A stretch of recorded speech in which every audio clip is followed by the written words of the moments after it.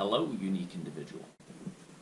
I recently started a YouTube channel to present my work in an additional format. My work covers a broad number of topics and is all text-based, as I find myself more efficient with the written than the spoken word.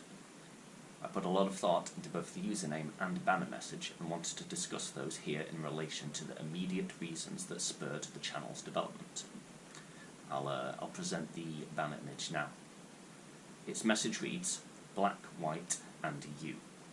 More obviously, it is a wordplay on the red, white, and blue, which plays into its connection to America and liberty nicely, but it does not communicate the whole message intended.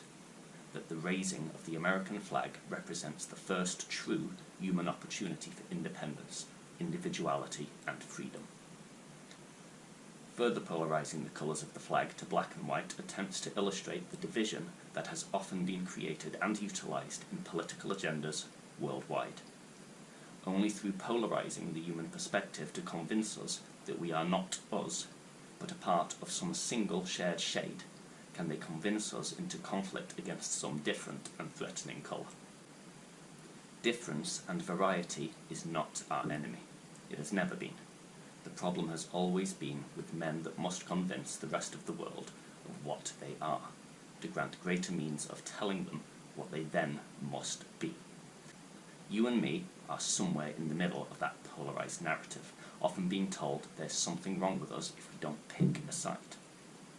The American flag, along with the Constitution it bears, represents your right to be neither red, white, or blue, but you, whatever particularly unique, strange, and unpredictable colour or shade that might be, including all of them. So, why the troops raising the flag in the image? I could just have shown the flag, but our troops and police force are under a great deal of strain at the minute, and I wanted to be reminded of that. Not only do they have the new rules and compulsory PPE that the rest of us have to deal with, but they can't get around those rules so easily. Even where a soldier might disagree on a personal level, they put duty first. And as hard as the changes in lifestyle have been for the rest of us, and seeing arrests in the street for non-compliance with mask wearing or social distancing rules, our police force is being tested also. Most of them are not arresting people because they enjoy it. It's a job, and they'd be fired and risk losing both financial and family security if they refuse to do it. There may come a line that they will not cross yet, and the soldiers at DC, whatever they are present for, are not necessarily there because they agree 100% with what is occurring.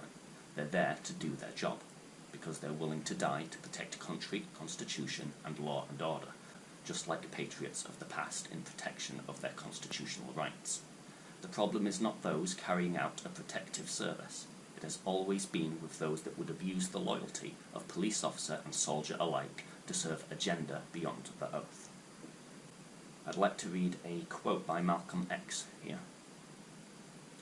Just know they'll hire one of us to kill one of us just to say it was one of us.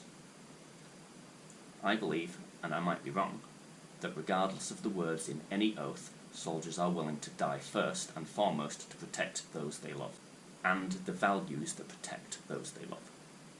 They don't die for black or white, red or blue. They die so that each individual has a chance at a better, freer, safer tomorrow, and in faith that their sacrifice will not be wasted or forgotten. They die because they have hope, and hope in you, as well as you have hope in them. Let's look at the standard American Armed Forces oath, and what values they are sworn to protect on your behalf, because the American oath is somewhat unique in its pursuit. I, name here, do solemnly swear or affirm that I will support and defend the Constitution of the United States against all enemies, foreign and domestic, that I will bear true faith and allegiance to the same, and that I will obey the orders of the President of the United States and the orders of the officers appointed over me, according to regulations and the Uniform Code of Military Justice, so help me God. The Constitution is viewed with such high priority that it is mentioned before even officers in command. Compare this with the British Armed Forces oath. I, name here, swear by Almighty God, do solemnly and truly declare and affirm that I will be faithful and bear true allegiance to Her Majesty Queen Elizabeth II, her heirs and successors, and that I will, as in duty bound, honestly and faithfully defend Her Majesty, her heirs, and successors, in person, crown and dignity against all enemies, and will observe and obey all orders of Her Majesty, her heirs, and successors, and of the admirals, generals, air officers, and officers set over me.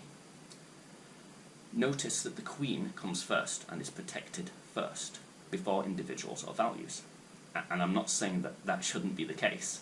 I'm saying that the American patriots were unique in that their independence and liberty was bought in a courageous pursuit to establish values which protected the American people, the liberated, first. And it is each soldier's constitutional right to choose for that now as it was protected then. Let's look at some quotes by Thomas Jefferson, because they're quite relevant to what we're discussing. My reading of history convinces me that most bad government has grown out of too much government. End quote. Our liberty depends on the freedom of the press, and that cannot be limited without being lost. End quote. Here's one frequently misattributed to Jefferson, but I'll include it here because I believe it is accurate regardless of who did not say it. The greatest danger to American freedom is a government that ignores the Constitution. End quote. And finally, we'll finish up with a quote by Abraham Lincoln. The people are the rightful masters of both Congresses and courts, not to overthrow the Constitution, but to overthrow the men who pervert it. To summarize this information, why black, white, and you? Because before the American Constitution, a flag never represented or protected you first. Because you, as a unique individual with inalienable rights, are the antidote to polarization, division, and the never-ending conflict with which the corrupt few have always controlled the majority. You are not black, you are not white, or anything else so perfectly ordered and predictable. You are something far more unique, unpredictable, colourful, and powerful than that. Why the channel? Because I believe that unique perspective, and what countless have died to protect, is under attack. And I don't think something that remarkable and that rare in this world should die quietly. Thanks for watching, and God bless.